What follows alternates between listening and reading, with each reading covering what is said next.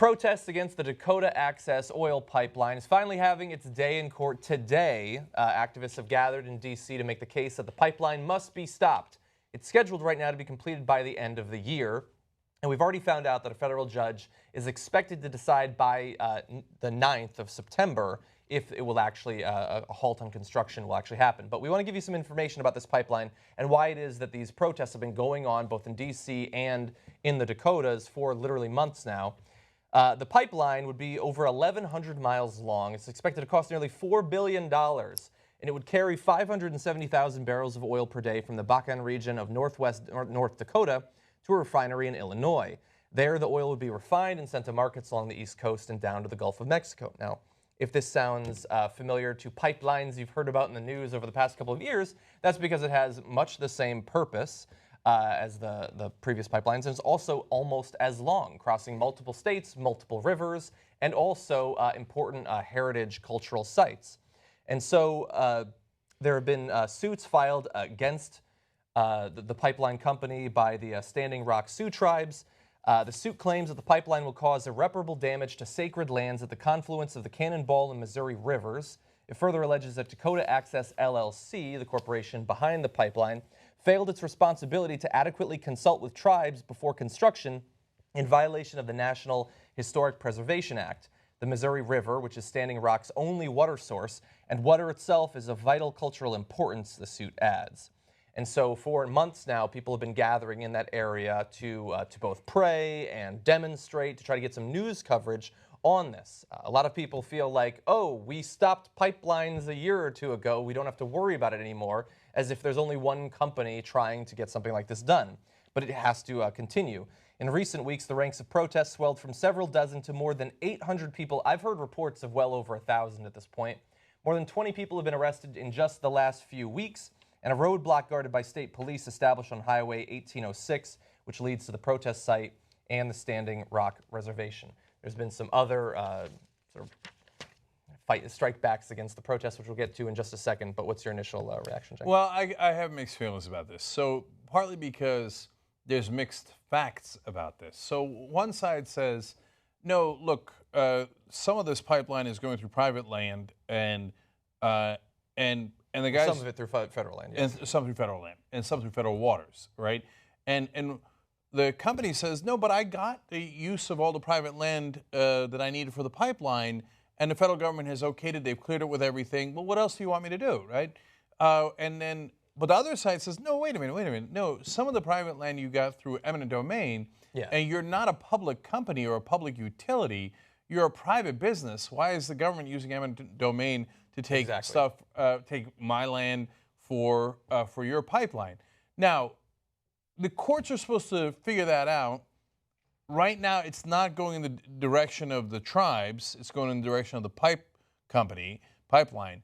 And so it's hard for me to know exactly all the details of what the court saw and to what degree it's if it is just going eminent domain here, I'll take your land and I'll take your land and I'll give you what I think is fair market price so I can build my pipeline. Whoa, I didn't agree to that. And this is not a public utility. Yeah. No, you got to negotiate with me. Even if you're going to take my land, that's a negotiation. That's not at the, point of a gun in a sense, with the government coming in saying, legal gun. I'm doing it. It's a legal gun, right, exactly.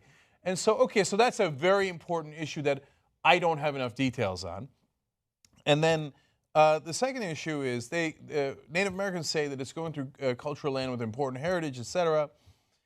And so how do you put a price on that? Well, I mean, this company isn't even from that state. Apparently seems to know nothing about the history of those people or the sites. But the United States, so it means nothing to them. I hear you, but then the United States Army Corps of Engineers says, no, that's not the case. It's just not. We've got, and then some of the Native American tribes are turning around and saying, well, you're digging under the river, which is federal land, okay, but the river and the water itself is culturally important to me and my tribe. And so it's also important in terms of hydration. So if this is their only source of water, and if, let's say, for the first time in history, a pipeline had an issue and oil got out of it, which has never happened, I know, but let's say it did happen, and it fouled their water source, I mean, that's This is life to those people. This is theoretically a little bit of profit to an energy corporation. I know it is complicated and it affects the lives of a lot of people, but I would argue that it affects the lives of the people living in that region more than some corporation that was like, hey, whatever, this is a line on a map that we're going to draw, and there's going to all of a sudden be an oil pipeline there. And then, look, my sister's going to kill me for this because she's her expertise is in cultural heritage and preservation. So, boy, she must be with the Dakotas. Okay, but I haven't asked her about it. But I think we also have to do development, and sometimes we have to build pipelines. Yeah. And so the answer isn't one extreme or another. We've got to find some sort of compromise. You certainly can't take people's land if you're doing that by eminent domain and not paying a price they could have negotiated. And when it's all of our waters, they have every right in the world to protest and say, we do not agree. That's the most American thing you could do. So on the protest, I'm not mixed. Oh, God bless them. Go get them. Even if I don't agree with you, that doesn't matter at all. And I'm not sure whether I agree with you or not.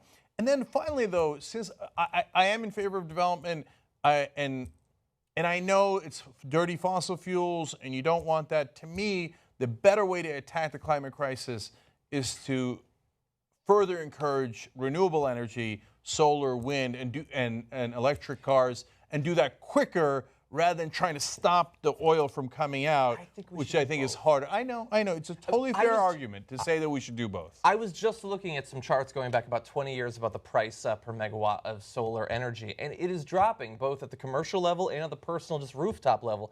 And it's becoming cheaper and cheaper despite the fact that not only have we not incentivized it very much as a country, but some states have been doing everything they can to crush it. Arizona's just basically going around breaking every solar panel that they can find to try to make sure that people don't use it. If we were to incentivize it, then maybe we wouldn't need to pump out, like in the last few years where we haven't yet gotten the severity of the climate crisis, just pull all the oil out of the ground while we still can. If we can just hold off on that while the energy, like renewable energy, solar energy becomes a little bit cheaper, I mean, this is the future of our species, the future of our civilization.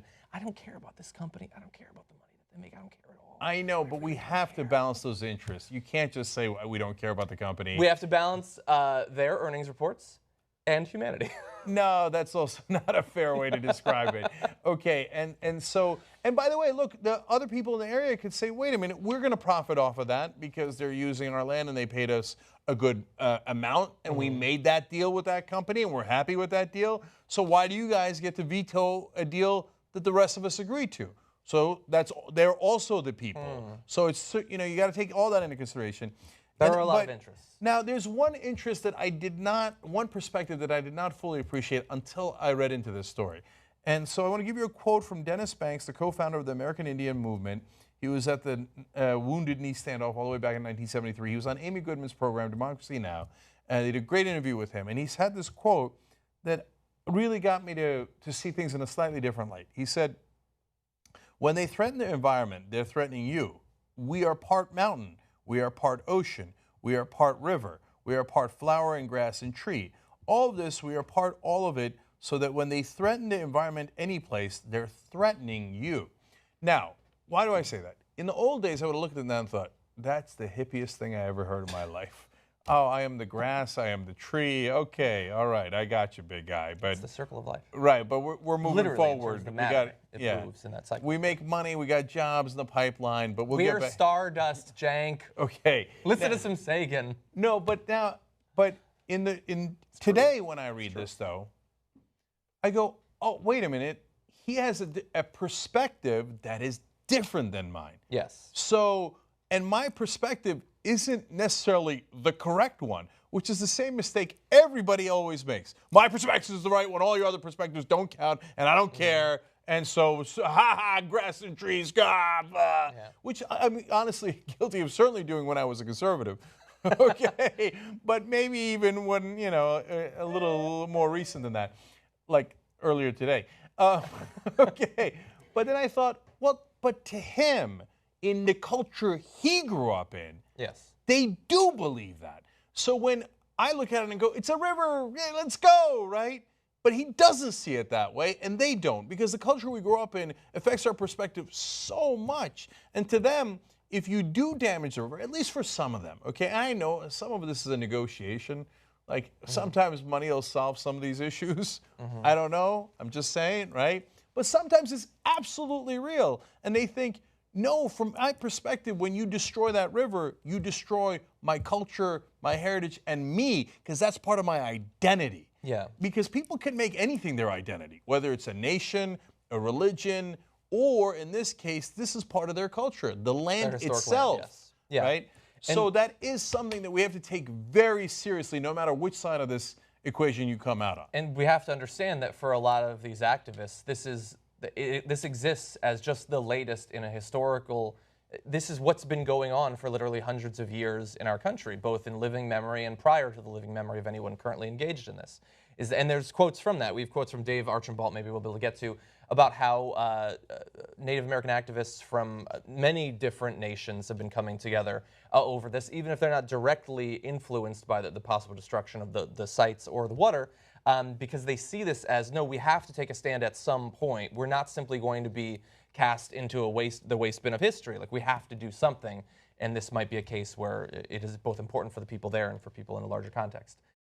Members get the full 2-hour show commercial-free and our post-game show, in addition to a lot of awesome members-only content. If you want to become a member, go to tytnetwork.com/join.